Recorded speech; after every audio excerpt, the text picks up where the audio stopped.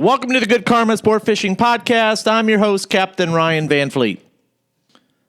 First, I hope you guys enjoyed the Shallow Water Mutton podcast that I released last Saturday. If you haven't listened to it, I highly suggest that you go back into Stitcher, Spotify, iTunes, iHeartRadio, or you can check it out on my website, on my podcast page, and listen to the episode through there. You can get caught up on my podcast page on my website, which is goodkarmasportfishing.com. All my episodes are up there, and you just have to go back historically. On my website, there's detailed show notes as well for some episodes, more for some than for others. So when I have some time, I do show notes, but I don't really have a lot of time to do a lot of detailed how-to on my website. So I just do really short show notes for that. And if you really want to get the information, you have to listen to the podcast. So, and yes, you may have to listen to it twice and take some notes, but it's the same as watching YouTube. You got to rewind it and take some notes.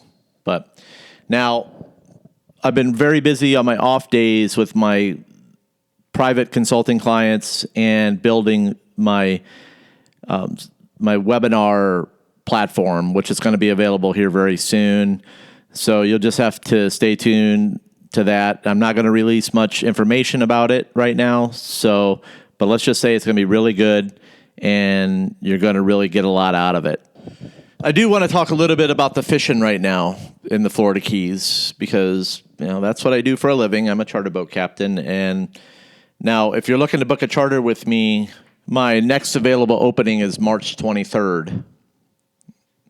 And then my April, I've got a few dates open, but not many because people are calling ahead already and booking into April. May is starting to fill up already for grouper season. And everybody knows what happens the first 3 weeks in May. So if you're looking to get in on giant red grouper fishing, mutton fishing, some flag yellowtail fishing, then I would highly look at the first 3 weeks in May because those can be the absolute best if the weather cooperates. I've been on some very large, nice mutton snappers over the past couple weeks, doing very well on those. That's what I've been focusing on. I haven't done much, if any, Wahoo fishing. Now, the reason is I've got mostly half-day charters and families and people that just want action. They're not into the big game fishing. And then I've just learned in the past, when you take people Wahoo fishing on half days, time goes by really quick. So you're down 2 hours. And the next thing, if you don't get a bite within the first 2 hours, then you got to try to catch some fish for them to eat. And then that could work against you. And I see a lot of guys do that. Now, there's some charters down here that are 100% troll and then some charters that are 100% live bait, and then they try to do too much on a half day. And when you try to do too much on a half day, then that can really hurt you. Now, I do have some special clients that have been fishing with me for many years, and they really are just there to, they either are there to get a big one or they're not, and they're comfortable with not catching much. So I had one of my really good clients. He's the owner of Tavernier Creek Marina, and he's been fishing with me for many years. He's extremely lucky. He catches a lot of fish. I don't know how he does it, and he got a big Wahoo last Friday within the first 2 hours, and he's just lucky. I mean, he just catches a lot of fish. He's got good mojo. So it's weird how it works out, man. But I've got clients that have really good mojo. They put a lot of confidence in me, and I know they're not going to get upset at me if they don't catch one. So, or I've had days when we've had bites on all the rods and nothing stuck, and then I've had days when bites on all the rods and they all stuck. So, but that's just how it goes.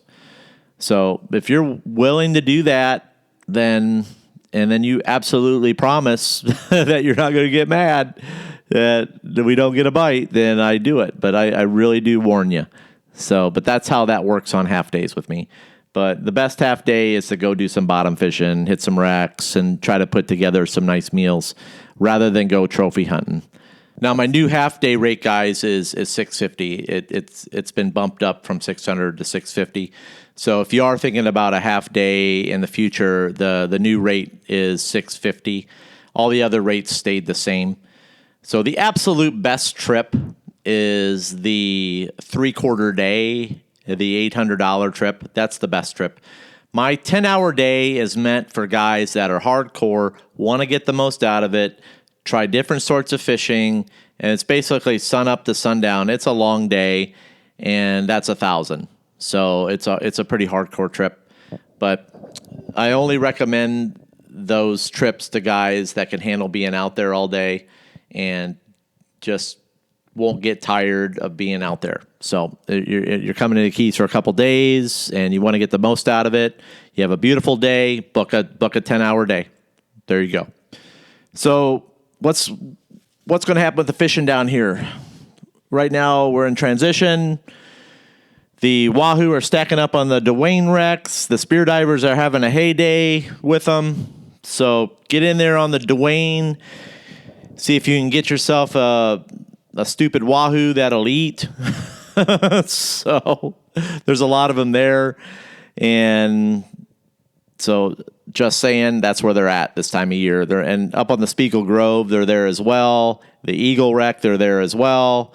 The African Pompanos are on those wrecks right now. So those are great places to focus your efforts if you're looking to catch an AP. There's no mystery with that fish. Usually it's like this time of year they start migrating in. It's like March. March can be like the end of February. March can be a really good time to target African pompanos on the wrecks. So it's kind of a mystery fish to guys. How I like to target them, I use pilchards, and the fish are, sometimes you'll see those fish on the surface. I think one of the craziest African pompano stories I got, I was yellowtail fishing. I was down by Davis Reef, and we were bringing up a yellowtail, and a giant African pompano was chasing up the yellowtail trying to eat it. And it was extremely rough that day. I still remember that. I go, that's an AP. She's trying to eat that yellowtail. I couldn't believe it. It's a true story. And by the time I got to the live well to get a bait out for him, the African pompano was gone. So, but anyways, you can focus around the Spiegel Grove. There's African pompanos. The Dwayne wreck has them in the bib, and then you can run down to the Eagle wreck down in Isla Mirada. That's another place. The Eagle holds a lot of African pompanos. And there's a few wrecks south of the Eagle wreck that has a lot of African pompanos. Now, one thing about go ahead and south down by Tennessee to hit those wrecks, Tennessee Light in the Keys, is that they don't see a lot of fishing pressure because it's kind of no man's land down there. The guys out of Bud and Mary fish down there, but there's, basically what you do is if you want to target those fish is that you pull up your numbers for wrecks down there, and like 220 foot is a good area to target African pompanos, and find the wrecks that are actually on charts down there, and then hit those wrecks and see if you can't find the African pompanos. So just a little tip for you guys if you guys have like African, if you guys really want to catch one. And I know a lot of you guys, it's a bucket list fish for you. Now, I love catching them. They're beautiful, but honestly, I'm not a fan of eating them. My wife and I just don't like them. So we've done them on the green egg. We've done them several different ways. The fish texture just doesn't jive with me, nor my wife. So I'm not a big fan of eating them, but they do make for one pretty picture. They're in the jack family, so they're just an awesome fish to catch. And some people like to eat them, some people don't. It just depends on how you make them, but I'm not a fan personally. I'd rather have mutton snapper and swordfish, which are my two favorite fish to eat, and then of course Wahoo for sushi. But my two favorite fish to eat on the green egg are it's like a teriyaki mutton snapper we make. It's like a smoked mutton, which is amazing. And now swordfish. I was happy that a client dropped off a bunch of swordfish. He had fished with Stanzik, Captain Nick Stanzik down in Mud Mary's, and on his way back, he dropped me off a bunch of sword that he caught with Nick, which was cool. Thanks, Neil. I appreciate it. So the guys are starting to see some dolphin. Now, those dolphin are being found just like before you get to the Islamorada Hump and Scattered Weed. And on the Islamorada Hump right now, you can catch yellow-eyed snappers. They're there. And you can catch some queen snappers. They're there as well, along with some big vermilion snappers. Typically, the best time to target queens on the Islamorada Hump is now. And as we get closer to the full moon, and then it'll pick up a little bit more. But those yellow eyes are there for a short period of time. And so if you're really looking to get some large yellow eyes, that's where I would focus my efforts at. I don't get out there much because I'm doing other things. So I don't go to the hump much until like maybe late spring. Honestly, I don't go there anymore unless I'm on a vertical jigging trip or something. But I don't head out there much. I won't start venturing out offshore until I'm thinking maybe April. I'll start heading out there to look for some really big dolphin. But I'll do that with special clients. I won't do that with clients that are there just to have fun, because it's a head hunting trip and you got to get lucky. And you're looking for big frigate birds this time of year because that's what they'll be on out there. And typically it's 600 to 1,200 to 1,600 feet is where you're going to find those large bull dolphin. And as the weather warms up and we get some really heavy days of some onshore, some offshore breeze from the southeast, we'll start seeing those large dolphin showing up here in a couple of weeks. More than likely, it'll be like the last couple of weeks in March. So, but if I get a client that wants to go, and we may take a trip out there and take a peek, but they're usually found right outside the Islamorada Hump this time of year down to the 409. But the best thing to do if you guys are really trying to figure it out is to keep an eye on what the guys are catching down a Marathon as far as dolphin. When they start catching the large dolphin down a Marathon, that's when you can start making your trips out there for all you Instagrammers that head hunt the gram. So, because I know there's a lot of you out there. And which leads me to story time. Instagram. I just had something weird happen to me. I had a guy that tried to book a charter with me to rip off my numbers. So the guy sent me a message saying, I need to book a mutton snapper trip with you ASAP. And when somebody says that, or like, I think that's what it said, but I was like, okay. So, but I knew who it was, and I did some research, and come to find out that the guy had just taken ownership of a boat and was planning on starting a charter business, and had ordered all the materials that he needed. And he just was trying to like figure me out and copy my stuff. True. So I played stupid and I just responded and I said, "Hey, I heard you bought a boat." And the guy's response to me was, "No, I didn't buy a boat." And I just like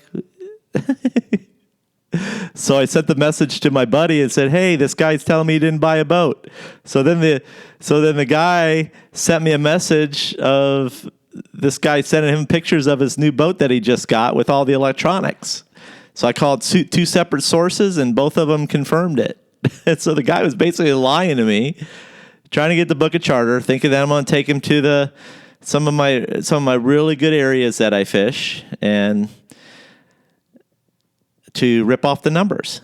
And when I asked the guy on the text message that he had a boat, and he said no, and his response to me was like, he put the 100% in there. He says, "I want 100% fish with you," and with a smiley face. I started laughing. So anyways, I just laughed it off, and I got off my phone with my buddy this morning, and we had a good laugh about it, and he's aware of the situation too, so he's protecting himself. And if you're a captain out there and you're concerned about somebody reaching out to you about specific things, you can reach out to me and I can talk to you about it personally.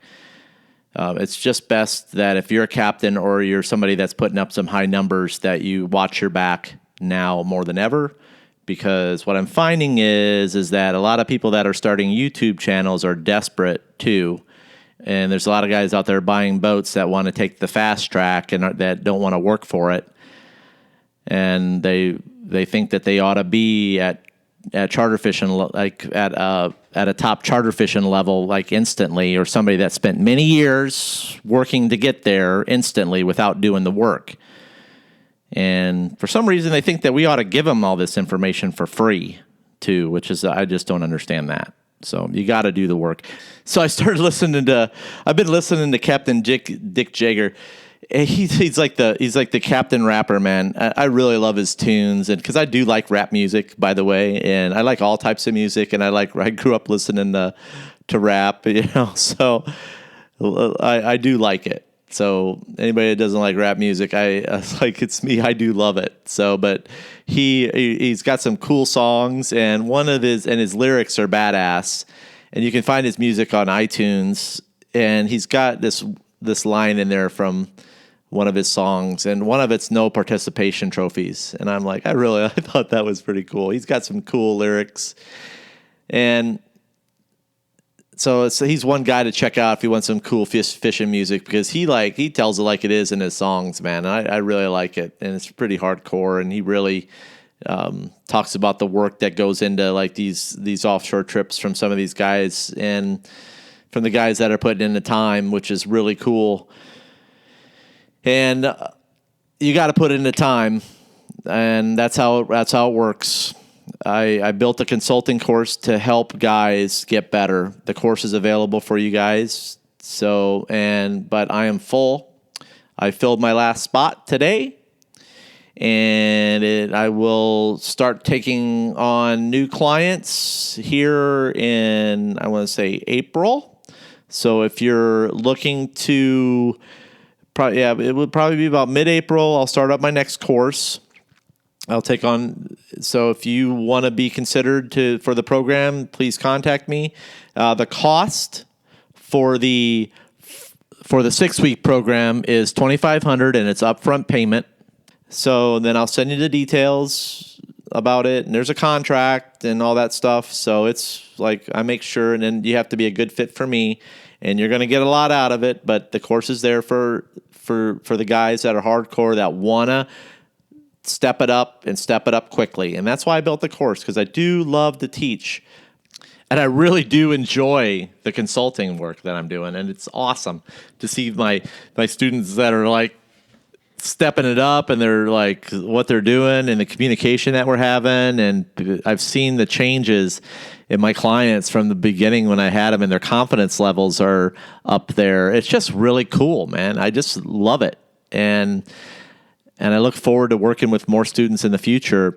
Now, I'm building the platform now, that's taken some time, but it's going to be really, I mentioned that in my last podcast, where I'll have short videos for sale online. You buy the video, but it's going to be different because I'm going to have, there's going to be communication with me as far as the teaching goes, but I'll release more information about that here in the future.